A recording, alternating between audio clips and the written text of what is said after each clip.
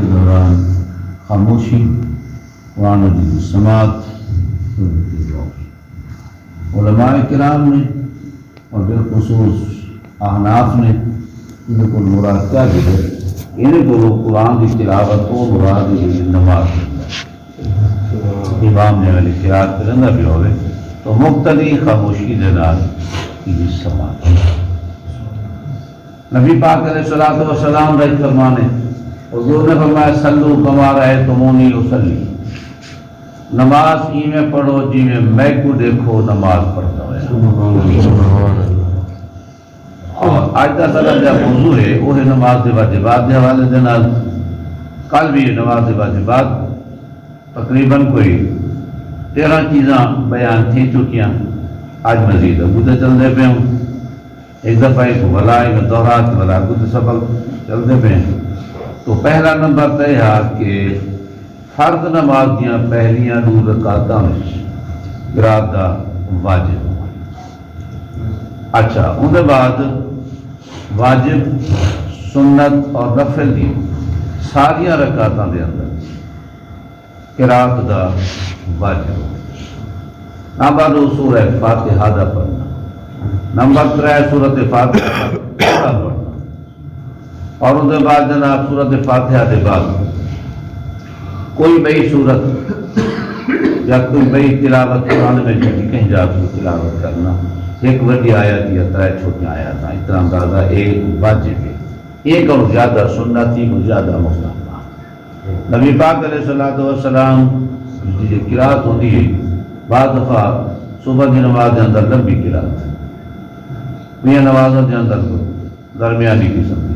مغرب کے اندر تھوڑی۔ یہ بات اللہ کریم نے بھی قرآن مجید کے اندر صورتوں کا ترتیب بھی رکھی ہے اور ایسے صورتیں نازل بھی فرمائی ہیں، یہ کہ کوئی زیادہ لمبیاں، کوئی درمیانیاں، کوئی چھوٹیاں، کوئی بلاسلو چھوٹیاں۔ تو یہ آخری چھوٹیاں صورتیں ہیں، یہ عشاء مغرب کے واسطے یا ضرورت عصر واسطے، باقی صورتیں بنی ہیں اور یہ اختیار بھی ہوتے جتنا بندہ چاہے، لیکن قوم کی رعایت بھی ضروری ہے۔ نبی پاک علیہ الصلوۃ والسلام کہیں تا لمبی قرات کریں تو کہیں یوں نہ کہ اگر کوئی بال روک ہوئے آواز پہنچیا تو حضور مختصر سے کریں گے۔ اور یہ بھی حکم ہے کہ امام کو مقتدی نے خیال بھی رکھنا چاہیے، بعض بندہ مریض ہوندن، بعض کمزور ہوندن، اگر امام لمبی قرات شروع کر لیں تو بندے کہتے ہیں بھی مقتدی کی جو تنگ کی وجہ نہیں، یہاں دے کچھ رعایت کی ضروری اتنی نماز جس طرح کے صحیح طریقے نال مقتدی بھی ادا کر سکیں اور نماز کا حسن بھی برقرار رہے۔ تو خیر ان بعد رکوع کے بعد کھڑا تھی ونا، جلسہ دعائیں سجدہ درمیان اٹھی تھی بہ ونجنا، بلا دوجا سجدہ کرنا۔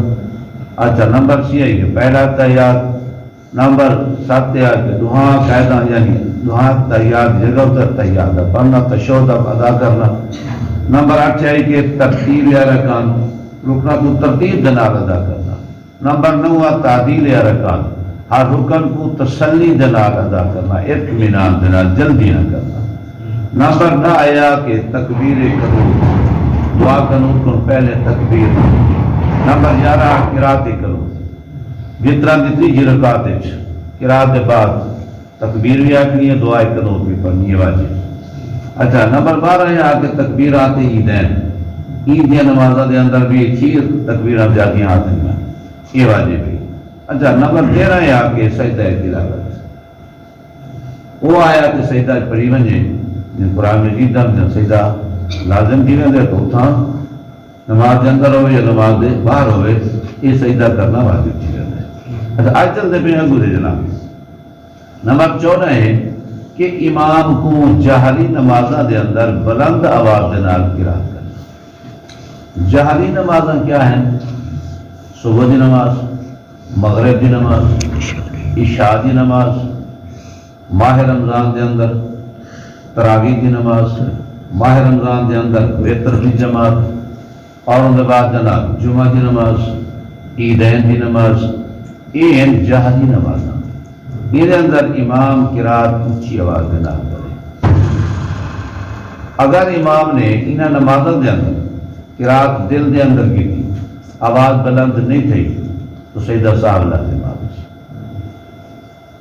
اے جناب انہوں کا خیال انہیں بعد جناب ظہر اور عصر دے اندر اخفا آہستہ پڑھنا واجب اگر کہیں امام نے ظہر دے اندر یا عصر دی نماز دے اندر اچھی آواز دے نال قرات کی تھی تو سجدہ صاحب لازم آسی کیونکہ واجب ہی ہوا کہ انہاں نمازاں دے اندر اخفا کیتا ہونا اور باقی نمازاں دے جڑا ہے اوندا اظہار کیتا ہونا اور انہاں حکم بھی جڑا ہے موقع مال دے مطابق تھیا نبی پاک علیہ الصلوۃ والسلام نے یہ عمل کیتا ہے موقع مال دے مطابق ہی اور دے بعد جناب 16 نمبر ہے کہ مقتدی دا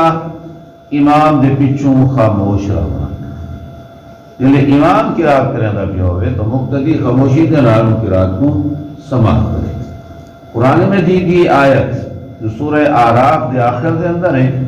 یہ دلیل ہے فقہ حنفی کی وَإِذَا قُرِئَ الْقُرْآنُ فَاسْتَمِعُوا وَأَنصِتُوا لَعَلَّكُمْ تُرْحَمُونَ یعنی قرآن مجید پڑھنا پیا ہوئے نا مقتدی خاموشی دے نال کو سماعت کرن اور تے غور کرن جو امام پڑھتا پیا ہے اور الفاظ ترجمہ تو الفاظ ہوتا کہ امام بھی یاد نہیں ہوتا پتہ کیا نہیں ہوتا بعض امام بھی ایسے ہیں ماشاءاللہ انہیں کو پتہ کیا نہیں کہ میں آپ کیا کھڑا پڑھتا لیکن صحیح پڑھتا ہوئے مقتدی تو اتنے کم از کم توجہ نہیں کرے اور اپنی قرات شروع نہ کرے امام اعظم ابو حنیفہ رحمۃ اللہ علیہ آپ ہی نے بار بار تاکید قرآن حدیث روشنی کے اندر انہوں نے مسجد وضاحت فرمائی ایک دفعہ ایسا کیا کہ آپ کے دور دیکھو جو روایت میں فقہ حنبلی اور شافعیہ کے نزدیک جڑے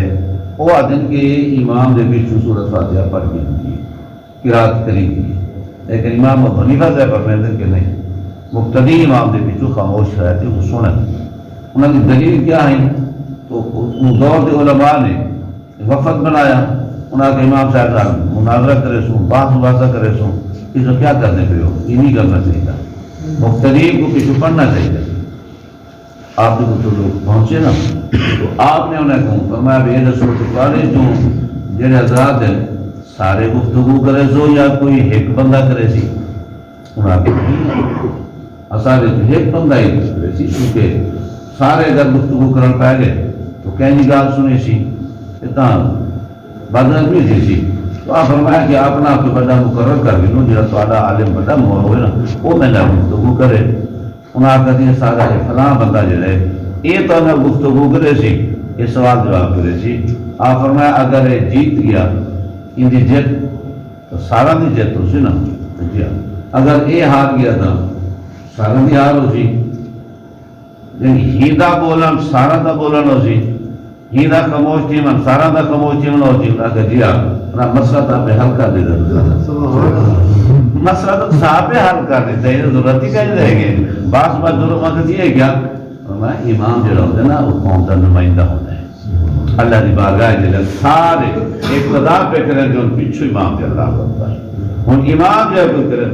کریں گا پیسہ ہوئے ہی کرنا ہے تو جو امام ہے تو اللہ مقتدا ہے تو سارے مقتدی ہوتے تو اللہ کی بارگاہ کے اندر ایک نمائندہ چنا گیا نا وہ جڑا کچھ وہ کرنا پہ سارا تو یہ کچھ ہے یہ تو قرآن حدیث یہ کچھ آ جائے کہ تو امام بننے دے تو سارے مقتدی ہوئی اقتدا کرے سن تو امام کی رات کرے تھا تو مقتدی کو ضرورت نہیں انہیں بعد جناب نبی پاک علیہ الصلوۃ والسلام نے فرمان ہے کہ ایک نماز میں حدیث پڑھتا تھا ہمیں حدیث کے اندر کہ نبی پاک علیہ الصلوۃ والسلام کو صبح کی نماز ہے قرات بھاری تھی نماز کے بعد حضور نے فرمایا کہ کیا میرے پیچھے تو شروع کر دیتے ہوئے آپ فرمایا نہیں یہ امام کی قرات ہوگی اور مقتدی کی قرات ہوگی خاموشی کے نال سنے کی کرو اور تاکہ تو ہوتے رحم کی تابعینے توفیق حنفی کے مطابق مقتدی کو امام دے پیچھوں خاموش کرنا ہے وہ دے بعد یہ مسئلہ دوجا اچھا ٹھیک ہے امام زور دا پڑھتا پہ ہوئے تو ان والے تو بندہ نہ پڑھے رسول اچھے دے چھے وہ تو دے پڑھتا پہ ہوندے انہیں تن کیا کرے دیکھ شریعت یاد یہ فقہ حنفی کے مطابق ہے کہ جیڑا حکم جاری نماز ہے وہ حکم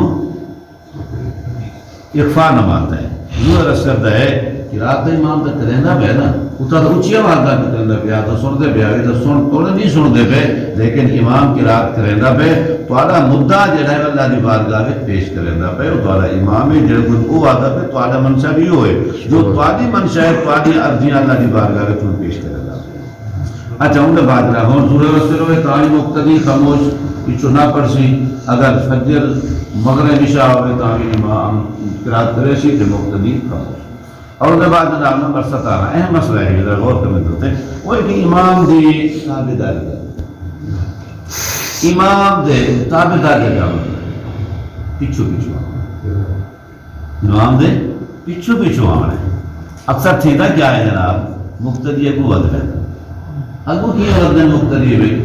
امام وجہ تکبیر تحریم آدھا بتاؤں دے پہلے حق بتی ہے